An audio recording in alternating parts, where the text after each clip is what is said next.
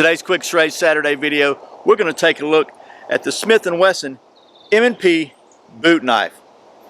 It's coming up next here on Survival on Purpose.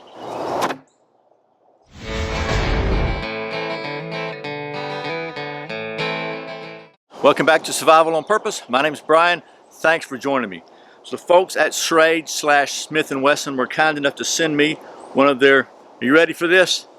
SWMPF3BR boot knives.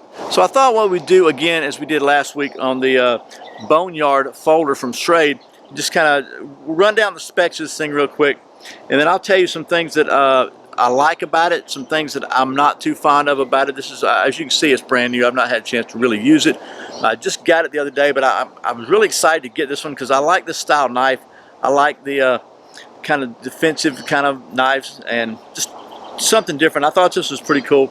So first of all, let's run through the specs real quick, and then we'll get to doing a little bit of that knife stuff. We may even take it back here to the old, okay, there's no may to it. We're definitely going to take it back to the old balance, orientation, and rotational device and see, make sure she's balanced. But so first of all, this knife features a 4.57-inch single-edge spear point blade of black-coated 8CR13 MOV steel. Now, the description on Schrade's website says it is double-edged. Mine is definitely single-edged. It is that back side is kind of flat, and that is the only ground edge on it, which would make this legal in a lot of places that possibly a double edge might not be legal. If you needed a double edge, it probably wouldn't be too hard to grind one on there.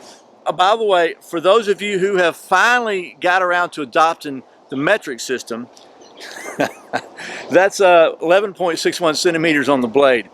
The handle is a 4.48 inch or 11.38 centimeter handle of overmolded black and brown rubber with a overall length for this knife of 9.01 inches or 22.89 centimeters. And again, it's a full tang knife. One thing I like about it, it is really, really lightweight. Weighs just 4 ounces or about 113 grams. It comes with a black thermoplastic belt sheath or boot sheath. It's got a pretty solid clip on it here. I do got a couple issues with that. We're going to talk about that in just a minute.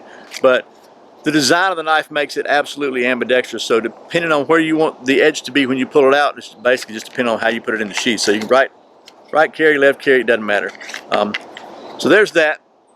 It also features a lanyard hole right here, and this thing retails for around the $20 mark in different online outlets. So here's a quick look at the sheath. It's got a lot of lashing points around here, and then it's got a clip on back of it, and it's kind of like a spring clip. So that brings me, by the way, to one of the first things that I was a little bit disappointed in, I'll say.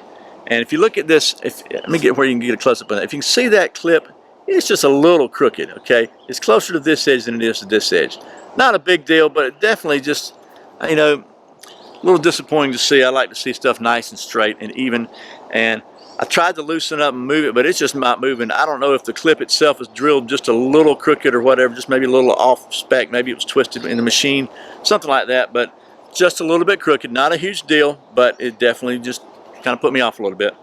The second thing I'm not too thrilled about the clip is, for putting it in your belt especially, hey, it doesn't have a whole lot of give there to go around the belt. Now I'm wearing a 2-ply click belt, tactical kind of belt, and I'll show you that in just a minute. But you really have to kind of hold it up with your hand. It's kind of awkward to put on the belt. And then, well, let me just show you now.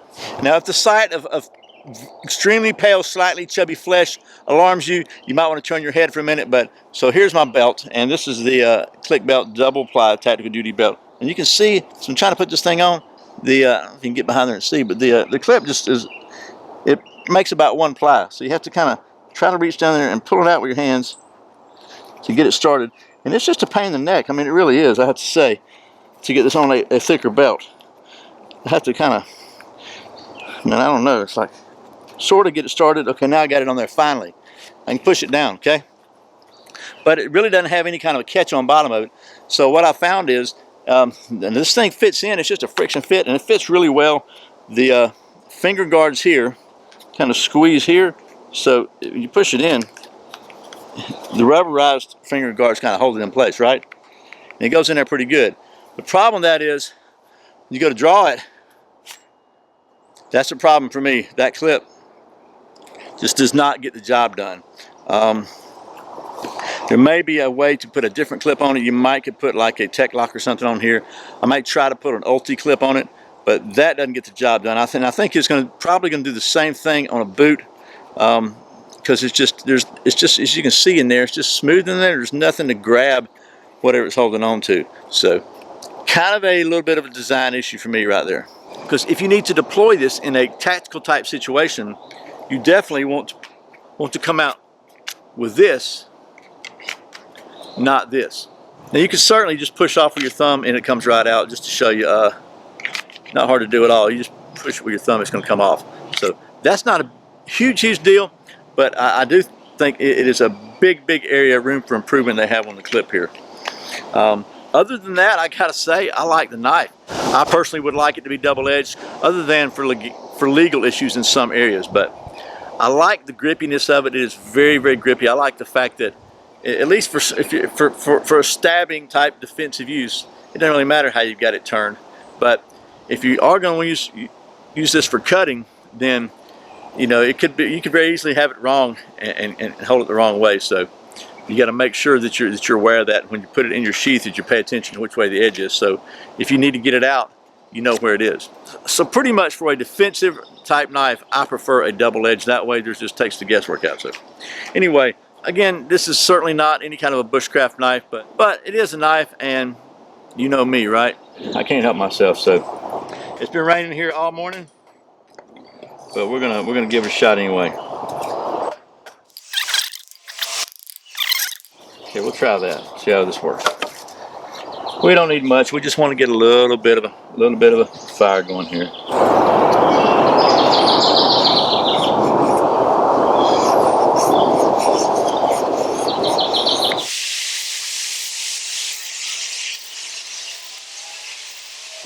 We'll try that. And just because, we will add a little fat wood to the mix, because you know I love me some fat wood. Maybe it help get rid of some of these skeeters too. That ought to be enough to get her going.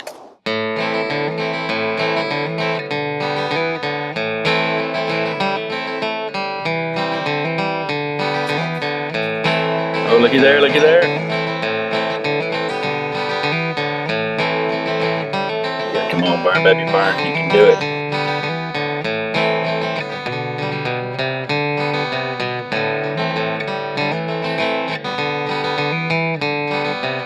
But I'll put it out.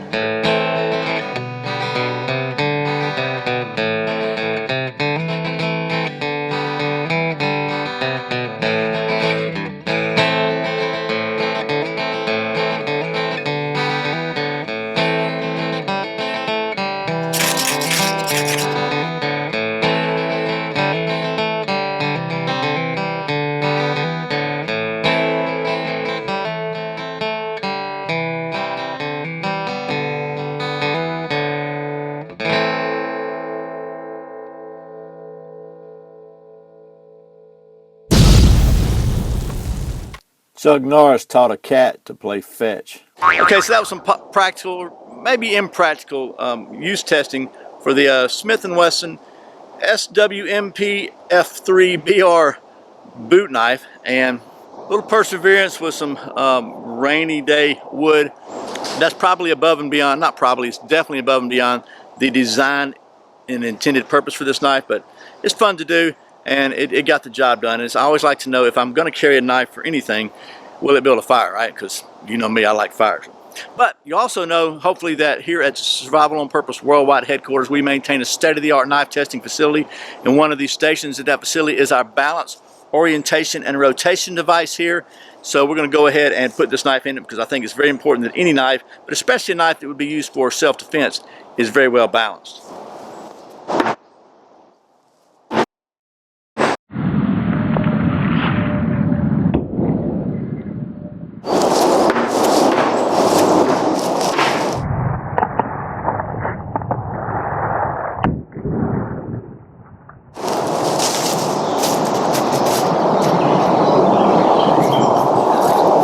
Oh man, you ain't gonna believe this. Gotcha. so we're going to call that one balanced. I think the SWMPF3BR Smith & Wesson M&P boot knife did a great job on that. Again, the only negative I found is the sheath and the clip system, and pretty easily remedied, but I wish they would take care of that. And one other thing is, you know, for me anyway, for a defensive knife, I like to see a double edge, just so you don't have to worry about which way you're grabbing it if you need to cut something. That could be a positive if you live somewhere where a double-edged knife blade is not allowed. So if that is you, or if you're looking for a really cool, very lightweight, pretty easily concealable, defensive kind of boot knife, belt knife, whatever, you might want to check out the Smith & Wesson SWMPF3BR boot knife. Once again, thanks to the folks at Schrade and Smith & Wesson for sending me this so I could show it to you. And as always, thank you for watching Survival on Purpose. I put out a new Schrade Saturday video every Saturday, a new video every Friday, and very often occasional random videos throughout the week. You can check out another one by clicking right here. If you're not subscribed, you can fix that by clicking right down here. I really appreciate your support. Once again, my name is Brian. Remember, survival's not an accident, so be prepared. I'll see you next time.